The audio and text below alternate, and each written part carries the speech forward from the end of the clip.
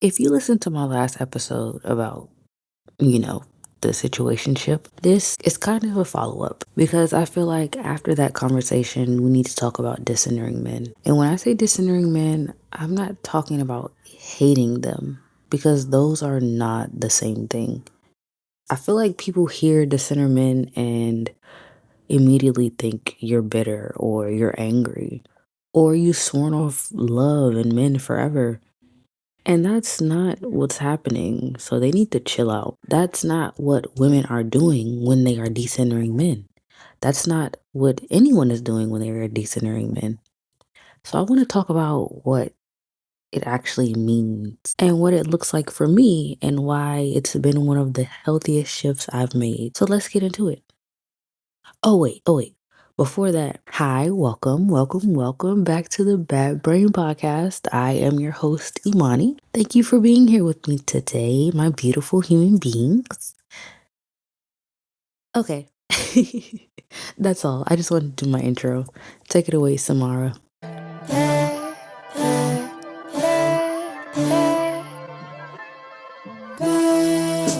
Okay, like I said, in my last episode, we talked about my situationship, which is funny because I recorded the episode last year.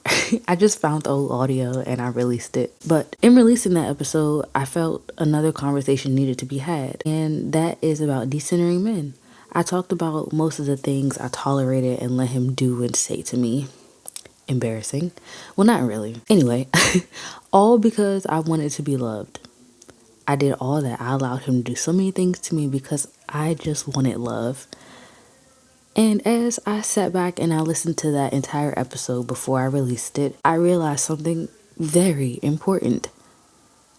I was disappointed that I centered someone else who wasn't centering me. And that's where decentering men comes from. So let me be clear because I feel like this phase gets misunderstood on purpose. Decentering men does not mean you hate them. It doesn't mean you don't want love, and it doesn't mean you're cold, closed off, or pretending you don't care. No, none of that. None of that is true. What it actually means is that men are no longer the center of your universe. It means you stop making every decision based on how you'll be perceived by men, and you stop filtering your personality and your boundaries and your desire through the question of, will he like this? Will he like me? It means you are the main character of your life, not a man. Your choices don't revolve around men or male validation. Not anymore. Your healing doesn't wait for a relationship. Your growth doesn't pause until someone chooses you. And yeah, men can still exist in your life. They're just not running the show. Not anymore. They can be a side character, and maybe one day you'll find your co star. But right now, you're the lead and you're carrying your story, babe. So let's be clear about that. So, with that being said, let me tell you what it looked like for me when I finally stopped centering men in my life. The older I get, the more I realize how much my life has been centered around men, and not in obvious ways. I'm talking about their moods, their effort, their potential, their one day. Since I was a teenager, all I wanted was proper love, and the only way I believed I could have that is through a relationship because I felt like I didn't get that at home with my mom. And I can get into my mommy issues in another episode if you like. Where was I? Oh, back then I didn't have the language for it. I didn't know I was centering men. I just thought I was in love and I was hopeful and I was trying. But looking back, that's exactly what I was doing. I was centering men. I chose outfits based on what a guy liked.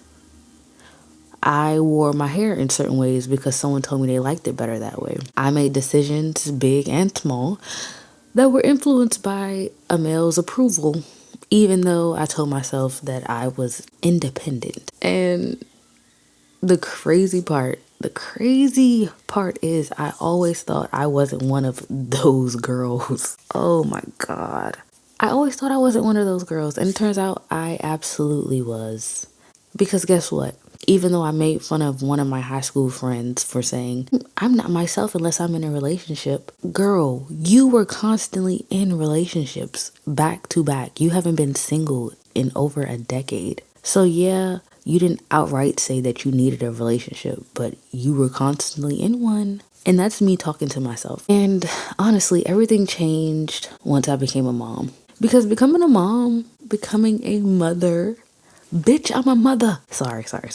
Becoming a mother showed me that, well, becoming a mom showed me what unconditional love was, what it actually looked like. And once I once I experienced that kind of love, I couldn't unsee the way I was treated. I couldn't unsee all the ill doing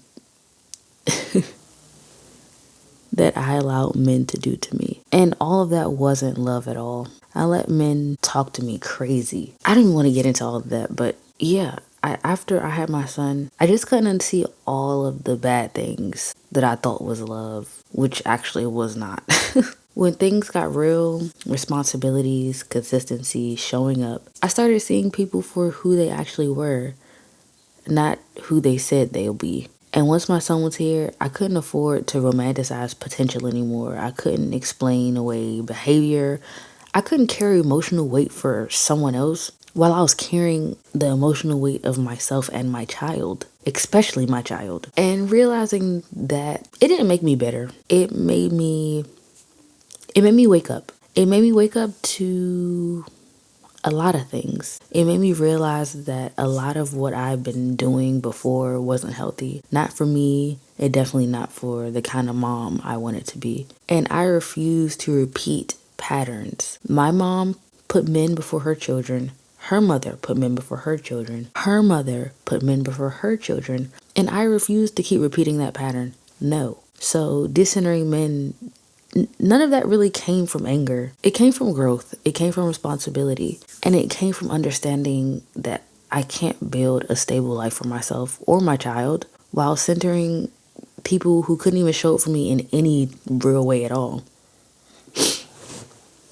And this is where I want to make something very clear because people love to blur this line. I want to say this again. Decentering men does not mean man hating.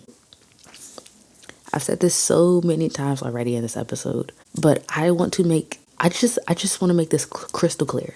I want to make this crystal clear so that this part is about the true difference. Man hating comes from resentment. Decentering men comes from clarity. Man hating says, I never want love again. Decentering men says, love is welcome, but it's not running my life. And let me say this clearly.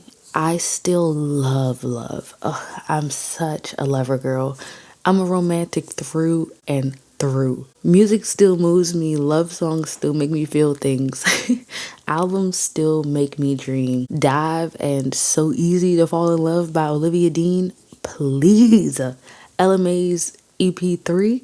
Don't get me started. That whole EP is about her loving her man, and I love that.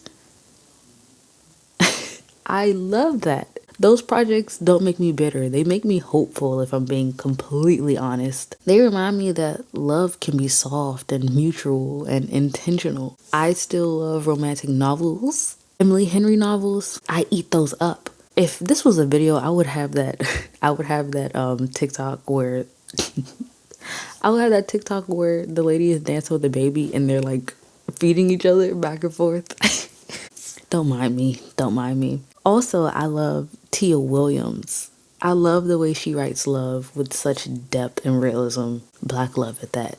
Come on. And Honey and Spice by Balu Babalola. I think that's how you pronounce her name. I'm sorry if I'm butchering it. But that book, Honey and Spice, that book had me smiling. It had me rooting. It had me feeling things. So no, I haven't dismissed love. I haven't dismissed finding my husband one day because I know he's out there. I know someone's going to love me properly one day. Love is still here. It still exists in my world. What I've dismissed is fantasy. I'm not building stories around potential anymore. I'm not imagining futures with people I barely know. I'm not filling in gaps with hope and calling it connection. I retired from that job. I put in my 2-week notice. No forwarding address. I'm just done. I'm done. Decentering men doesn't mean I closed my heart off. No, it doesn't. It means I stopped outsourcing my happiness. It means love gets to meet me where I actually am, not where I hope someone else will take me. Yeah, no, we're over that. So, yes, I still believe in love. I really do.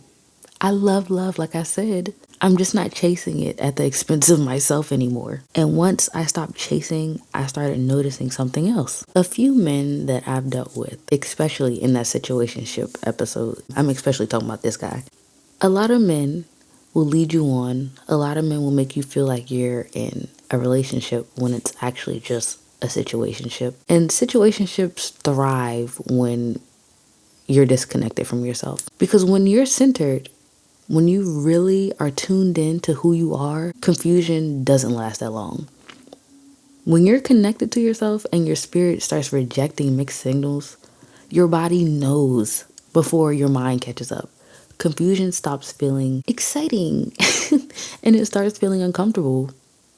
And that shift is important. I started noticing this when I went back and reread my journals. Not even just my recent journals, my journals from years ago. I've been writing in diaries and journals since I was in the middle school, and I have all of them. So I was just reading through all of my old journals, and the more I noticed I centered men in my life and boys, because like I said, I've been journaling since middle school, the more insecure I became. The more I cared about what they thought of me, the more I adjusted myself. The more I adjusted myself, the easier it became for them to point out flaws. Every time that happened, I shrank just a little. And I kept shrinking and shrinking and shrinking, even if I didn't realize it in the moment. I saw this pattern everywhere. I saw it in every journal, every diary, in dating.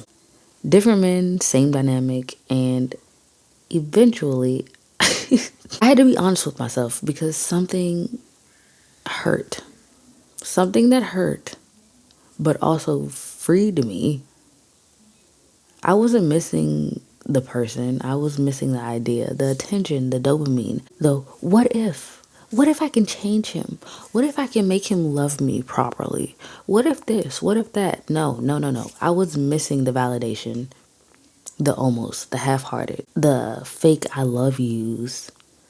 I convinced myself that was full love. No, no, no. That was the moment I realized how disconnected from myself I've been. Because when you're connected to you, you don't romanticize uncertainty. No, no. You don't confuse anxiety for chemistry. You don't stay in spaces where clarity is being withheld. For example, you just want clarity on if you guys are together or not. And he's just like, oh, we're just in the moment right now. We're just having fun. No, that's not clarity. That's literally clarity being withheld. So, anyway, you don't build emotional houses in places where they feel unstable. And once you see that pattern, you can't unsee it. I tried, but awareness ruins delusion. In some cases, centering yourself makes situationships uncomfortable because they rely on you ignoring your intuition. They rely on you doubting what you already know. So if you're listening to this and you're in something that feels confusing, draining, or unfinished, it doesn't mean you're broken. It might just mean you've been disconnected from yourself. And that's something you can come back to because the moment you do, situationships stop lasting months. Clarity doesn't entertain confusion for long. And then the question becomes, what does decentering men actually look like in real life? Like day to day. For me, decentering men looks very practical. It's not dramatic, trust me. It's not dramatic. It's not loud. It's actually very quiet. It's so quiet. It looks like not rushing the text back just because I don't want someone to lose interest. It looks like letting crushes exist without feeding into them, without overanalyzing every interaction, without turning a moment into a meaning. And yes, people can still have crushes at any age. It looks like not creating stories about someone who hasn't shown me consistency, effort, or clarity. Oof. It also looks like choosing rest, work, and creativity over romantic chaos. Choosing my peace over emotional roller coasters. Choosing stability over adrenaline. Before, I used to confuse intensity with connection, and now I ask myself this one simple question. Is this adding to peace in my life, or is it stealing my focus? And if it's stealing my focus, then it doesn't get access, no matter how attractive or charming or familiar it feels. Decentering men also means I don't shape my day, my mood, my self worth around men's attention anymore. I don't sit by my phone waiting for a reply. I don't cancel plans with myself because someone might text me. I don't abandon my routines, my creativity, or my responsibility for the possibility of romance. If something requires me to abandon myself, it's already a no. N-O. I'm sorry if you heard that clap, but I was so passionate about that just now. And I know decentering men won't look exactly the same for every woman. For some women, it looks like not dressing a certain way just to be perceived. It looks like wearing what feels good instead of what feels desirable. It looks like not lowering your standards to keep a man comfortable. It looks like not explaining your worth to someone who benefits from misunderstanding you. And God, so many men strive to misunderstand you. It's ridiculous. For younger women, decentering men slash boys, because there might be some teenagers listening as well, decentering men might look like not letting dating distract you from becoming who you're meant to be, not chasing validation, not shrinking your dreams for a relationship, because I've done that. Anyway, not shrinking your dreams for a relationship that hasn't earned that kind of sacrifice. I've done that. I almost didn't go to school. I almost didn't go away to school for my first long term relationship. He told me that if I went away to school, he would break up with me. And since we were already in a rocky place, I decided to go anyway. But now that I think about it, if we weren't in a rocky place, would I have squandered that opportunity to stay with him? That's a good question. That's actually a what if question, and I will not be going into that because my life happened the way it did. I ended up going to school, and we ended up breaking up. So what's done is done. Anyway, for women who aren't mothers like myself, it might look like protecting your time, your energy, your finances, your body without guilt. And for women who are older, in long term relationships or marriages they're questioning, decentering men might look like finally listening to that quiet voice that's been asking for more. It might look like choosing yourself after years of choosing everyone else. It might look like realizing that staying out of fear is still a choice, and you're allowed to make a different one. At the core of all of this, decentering men means this. You stop living in reaction to men. You stop living in reaction to men, and you start living in alignment with yourself. Your life becomes about what supports you, sustains you, and helps you grow, not what keeps you emotionally occupied. And I want to be clear, this shift didn't make me harder. It made me softer in ways. Decentering men didn't make me numb. It didn't make me cold or closed off or bitter. If anything, it made me hopeful again. I know that sounds cliche, but it did. It made me hopeful again because when love comes into my life, it won't be something I'm chasing. It'll be something that meets me where I am, like I said earlier. Whole and grounded and stable, not desperate to be chosen, not auditioning for affection, not shrinking myself to be loved. No, we're done with that. I'm done with that, and you should be done with that as well. I want love to feel safe. I want it to feel mutual. I want it to feel boring. Boring in the best way, of course. The kind of boring that's actually peaceful. The kind of boring that's predictable. Because it's consistent. As Olivia Dean said, I'll mostly miss the boring. The walks from your house to that calf you're always on about.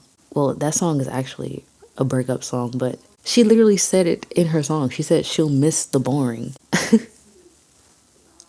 That line gets me because the boring is what I love. I'm over the chaos. When I was younger, I used to think love was supposed to feel chaotic and intense, but no, it's not supposed to feel that way. The older you get, the less chaotic love is supposed to feel, in my opinion. In my opinion, I want love that's exciting because it's stable, exciting because it doesn't come with anxiety, exciting because I don't have to overthink it or decode it or wait for it to become something else. Love that fits into my life instead of disrupts it. Love that supports the woman I am, not the woman I'm trying to become for someone else. And until that kind of love shows up, my life is still full. My life is still rich.